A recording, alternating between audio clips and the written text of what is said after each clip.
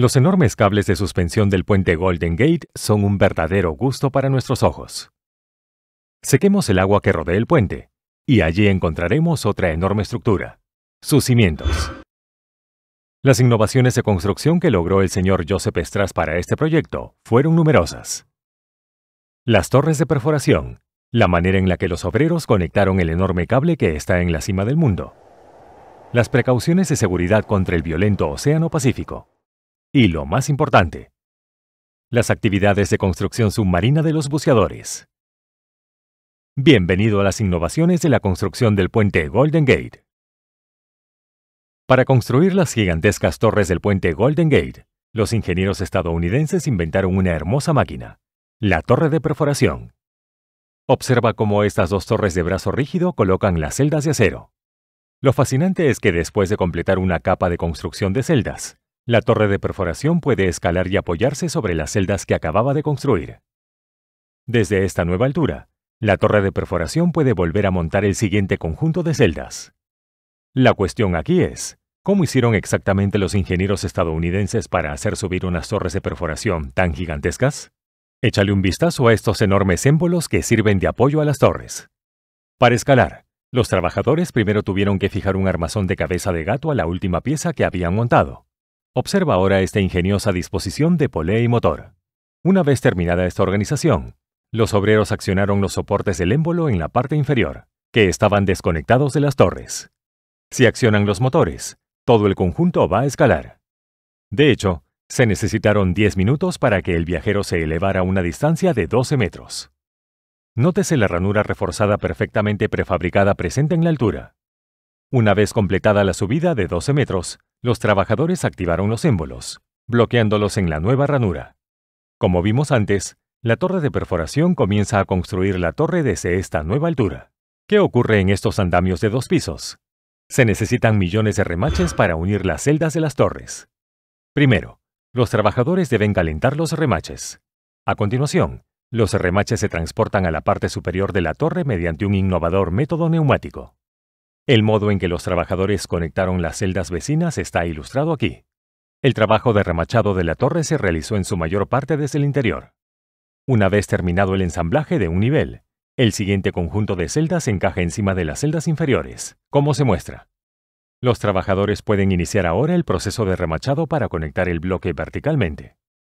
Para llegar a la zona de trabajo de la torre, los trabajadores utilizaron estos ascensores incorporados. Si alguna vez has disfrutado de un paseo por el sendero peatonal del puente Golden Gate, habrás visto una pequeña puerta en la torre. Puede ser difícil de creer, pero las torres del puente tienen diminutos ascensores en su interior, utilizados principalmente con fines de inspección. Esto significa que, durante el ensamblaje de las celdas, los ingenieros tenían previsto disponer del ascensor. El deslumbrante puente Golden Gate se sustenta en las torres que acabamos de construir, y esas torres se apoyan en unos sólidos cimientos submarinos. Quizás te estés preguntando cómo se construyeron exactamente los cimientos en primer lugar. Como podrías imaginar, teniendo en cuenta las agitadas corrientes oceánicas, la construcción de estructuras de concreto tan gigantescas no fue una hazaña fácil. De hecho, aquí es donde los buzos con conocimientos de ingeniería acudieron en ayuda de este proyecto. Inicialmente, construyeron un puente provisional en el lado sur. Para construir unos cimientos sólidos para el puente, los buzos tuvieron que convertir el lecho marino desequilibrado en un lecho plano y horizontal. Un método sencillo para conseguirlo es arrojar bombas de dinamita sobre el lecho marino. ¿Puedes adivinar qué pasaría si explotara la dinamita en el lecho marino? La mayor parte de la energía de la explosión sería absorbida por el agua, dejando la estructura del fondo marino prácticamente intacta. Para obtener los mejores resultados de una explosión, la dinamita debe colocarse a mayor profundidad en el lecho marino y no en la superficie. De esta forma, el suelo absorberá la mayor parte de la energía de la explosión. La problemática siguiente, sin embargo, es cómo mantener la bomba dentro de este agujero. Al tratarse de bombas temporizadas, un buceador humano no puede realizar esta tarea. Si no son capaces de colocar la bomba antes de que suene el temporizador, pueden imaginarse lo que ocurriría. El señor Joseph Strass ideó una solución inteligente para este problema: el uso de tubos de explosión. Los buzos alinearon primero un tubo de explosión junto encima del agujero, lo que facilitaría la colocación de la bomba.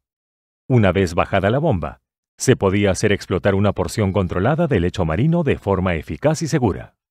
El trabajo de los buzos no terminaría tras la explosión. También tendrían que retirar el material suelto del fondo marino con mangueras de alta presión, y a veces asistían a la draga de inmersión a limpiar los restos. Luego de muchas explosiones y mucha limpieza, finalmente consiguieron un lecho marino perfecto como este. Ahora que tenían el lienzo perfecto, los buzos podían empezar a montar estructuras prefabricadas de acero sobre este lecho. Ya que aún no se habían inventado los tanques de oxígeno para los buceadores en esa época, estos solo podían respirar bajo el agua gracias a largos tubos desde la superficie. Tras una agotadora operación de ensamblaje que duró casi 6 meses, la estructura de acero de los cimientos estaba por fin lista. A continuación, los buzos cubrieron la estructura de acero con encofrados de madera. Finalmente, llegó la hora del concreto. Había que llenar de concreto toda la estructura de acero. Las gigantescas bombas podían introducir el concreto en la zona de la estructura de acero, pero se produciría un devastador fracaso de la construcción. Para entender lo que sucederá, hagamos un pequeño experimento. Simplemente se está extendiendo demasiado. Es una extensión hermosa. Los pilares están parados allí, pero el cemento normal se extendió por todas partes. Estoy quitando el revestimiento.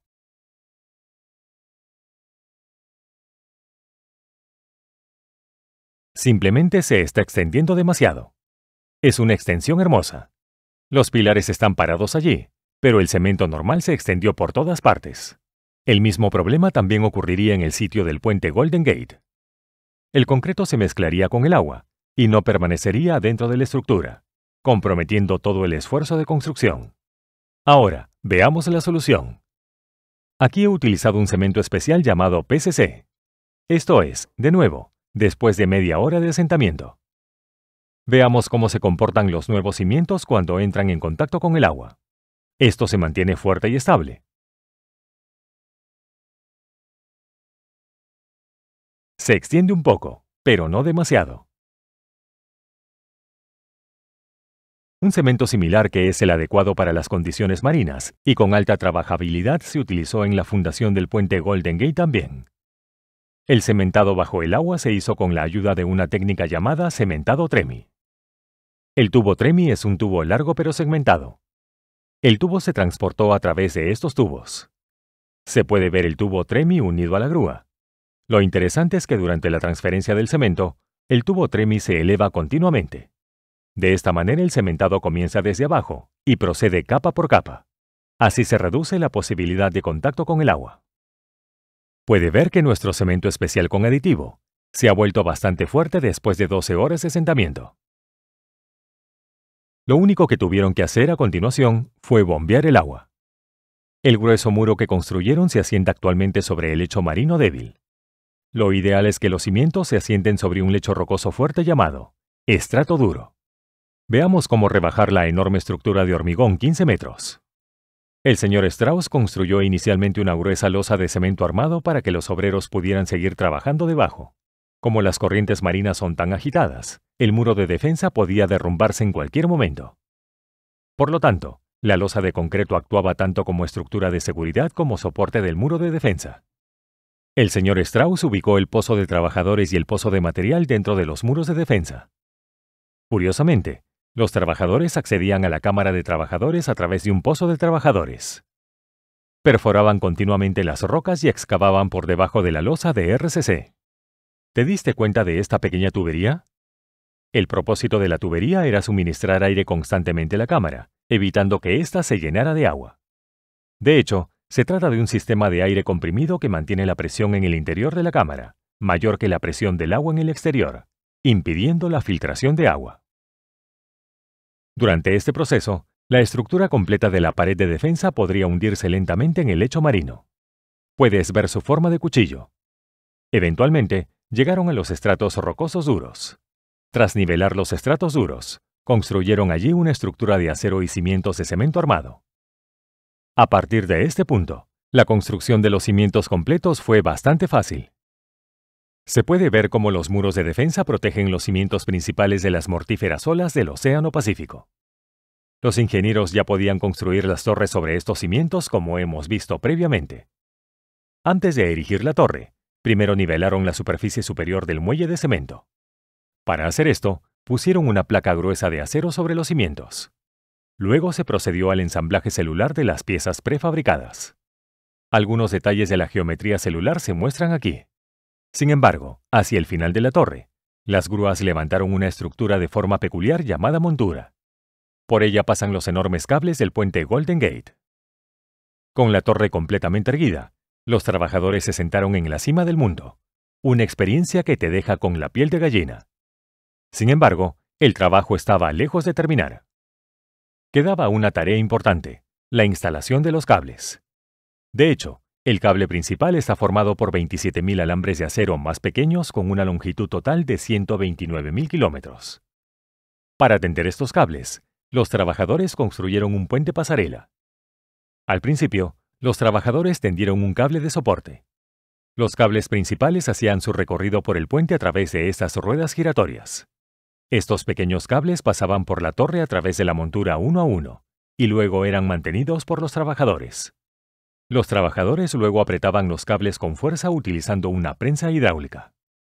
Simultáneamente, enrollaban los alambres usando alambre de acero galvanizado, por lo que el cable principal parece un gran tubo, y no un conjunto de alambres más pequeños. Estos cables se anclan a la roca del lecho, con placas de acero de zapata de cable. Una vez que se montaran los cables principales, se fijaron a ellos los cables de suspensión. Solo quedaba construir la estructura del tablero y poner el concreto en la carretera.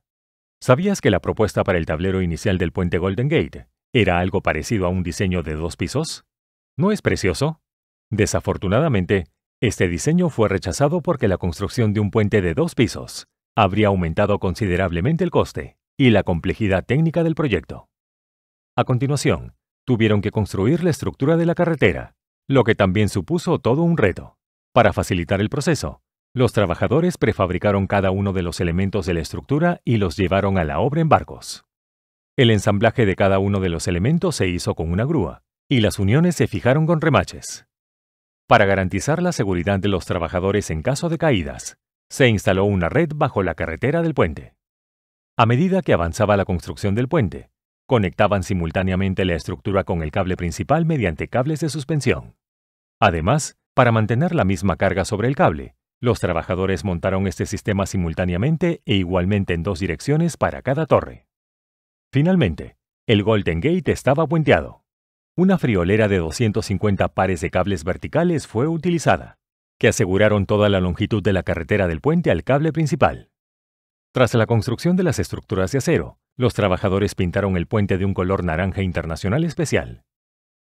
He aquí los detalles de la construcción de la carretera de concreto sobre esta sólida estructura. Los trabajadores colocaron primero encofrados de madera. Fijaron barras de acero. Las soldaron a las secciones de acero situadas debajo, y después vertieron y compactaron el concreto utilizando un vibrador de agua. Utilizando un vibrador de aguja.